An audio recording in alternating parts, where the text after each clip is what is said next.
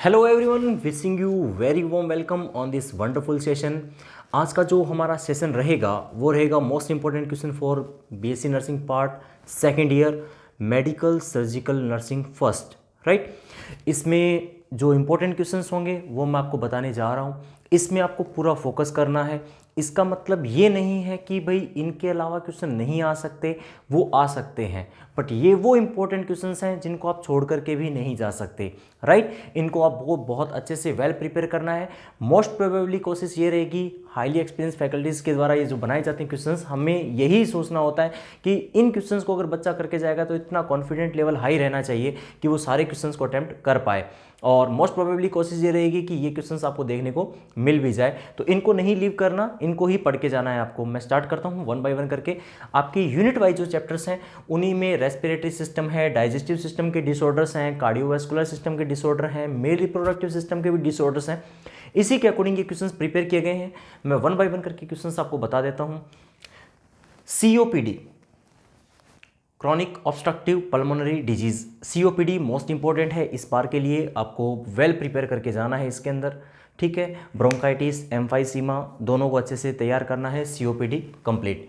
Tuberculosis पूछा जा सकता है। न्यूमोनिया के चांसेस ज़्यादा हैं इस बार। न्यूमोनिया को आपको अच्छे से करके जाना है। न्यूमोनिया के बारे में डेफिनेशन क्या है, इटियोलॉजिकल फैक्टर्स क्या होते हैं, इसके अलावा आपको प्रिपेयर करना है पैथोफिजियोलॉजी क्या हो सकती है इसकी। इसके अकॉर्डिंग अपने को साइन सिम्टम्स पता करने होते हैं, और मेडिकल मैनेजमेंट, सर्जिकल मैनेजमेंट अगर इफ़ एप्लीकेबल है तो आप ये अप्लाई कर सकते हैं। ये सब पे ही लागू होगा। ये सीक्वेंस जो है वो आपको पता होना चाहिए।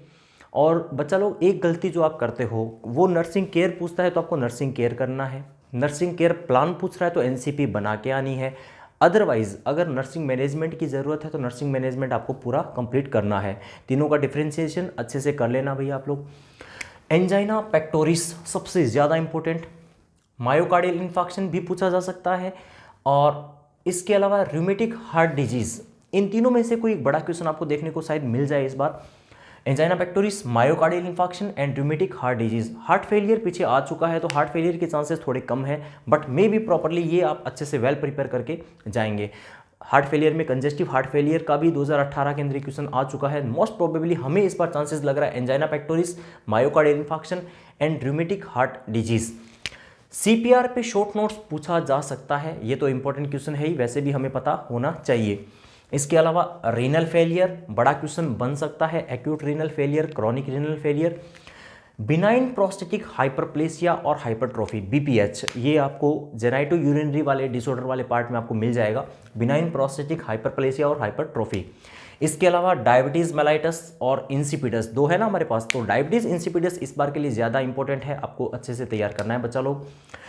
डर्मेटाइटिस, स्किन से रिलेटेड जो कंडीशंस हैं आपके पास इंटेगुमेंटी सिस्टम में आपने पढ़े होंगे डिसऑर्डर्स, उसमें सोरियासिस भी है, डर्मेटाइटिस भी है। इसके अलावा एक्ने वल्गेरिस है, सीवियर एक्ने वल्गेरिस क्या होते हैं, कुछ चीज़ें हैं इनको पता होना चाहिए। बट हमें इस बार इंपॉर्टेंट है वो है डर्मेटाइटिस, पता हो। मस्कुलोस्केलेटन वाले सिस्टम के अंदर डिसऑर्डर्स जो हैं उनमें हमें क्या पता करना है। ऑस्टियोआर्थराइटिस क्या है, ऑस्टियोमाइलाइटिस क्या होता है, ऑस्टियोपोरोसिस क्या होता है, ऑस्टियोमेलेसिया क्या होता है। चार टर्म है, ये चारों कंडीशंस भी अलग अलग होती है।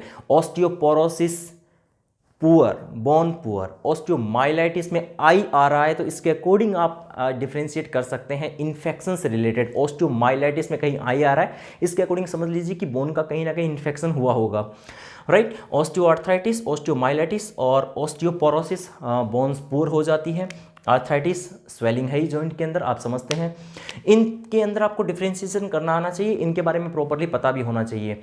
बोन से रिलेटेड आपको एम्पुटेशन भी पूछा जा सकता है, फ्रैक्चर भी पूछा जा सकता है, पोर्ट स्पाइन भी पूछा जा सकता है। ये कुछ चीज़ें हैं, शॉर्ट नोट्स में भी आगे मैं बता दूंगा। पेरिटोनाइटिस जो लिखा हुआ है वो तो आपको प्रिपेयर करना ही करना है।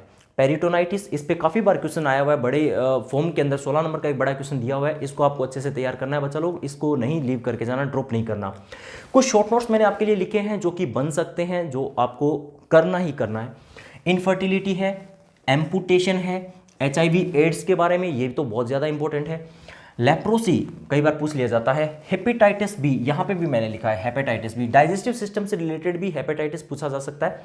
लीवर सिरोसिस इसमें है important, peptic ulcer, liver cirrhosis, hepatitis B. यहाँ मैंने शॉर्ट नोट्स में भी लिख दिया है, तो हेपेटाइटिस आप कंप्लीट पढ़ ही लेंगे, हेपेटाइटिस ए क्या है, बी क्या है। Otherwise biomedical waste management, CPR फिर से आ गया। ब्लड ट्रांसफ्यूजन, ब्लड वाले फॉर्म के अंदर से पूछा जा सकता है। एनीमिया भी आ सकता है, dialysis, anaemia, port spine, shock and it's type important है, बड़ा क्वेश्चन बन सकता है शॉर्ट एंड टाइप्स पे, शॉर्ट नोट्स भी आ सकता है, दोनों तरीके से तैयार करेंगे।